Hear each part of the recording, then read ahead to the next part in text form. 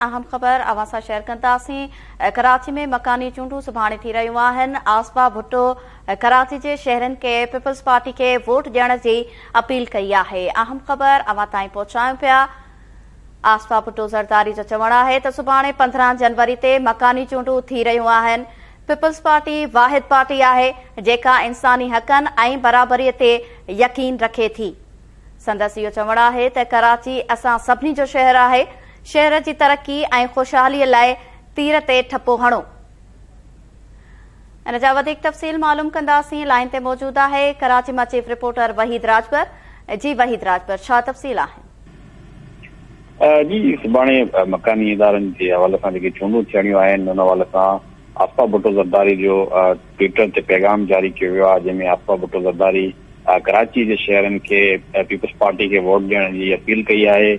आसफा भुट्टो सुभाणे 15 जनवरी ते मकानी इदारनि जूं जेके चूंडूं थी रहियूं आहिनि उनमें वोट जेको आहे उनखे तीर खे ॾियण जे लाइ कराची जे शहरनि खे अपील कई आहे। आसफा भुट्टो चवणु आहे त पीपल्स पार्टी वाहिद जमायत आहे जेका इंसानी हक़नि ऐं बराबरी ते यकीन रखंदी आहे।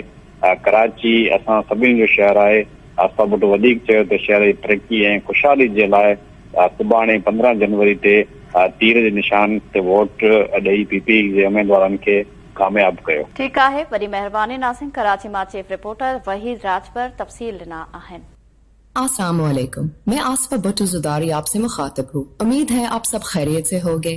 आप जानते होंगे कि 15 जनवरी को बल्दियाती इलेक्शंस हो रहा है। पाकिस्तान पीपल्स पार्टी वो वाहिद जमात है जो इंसानी हुकूक और बराबरी पर यकीन रखती है। कराची हम सब का है। इसके अमन, तरक्की और खुशहाली के लिए 15 जनवरी को तीर को वोट देकर पाकिस्तान पीपल्स पार्टी को कामयाब करे।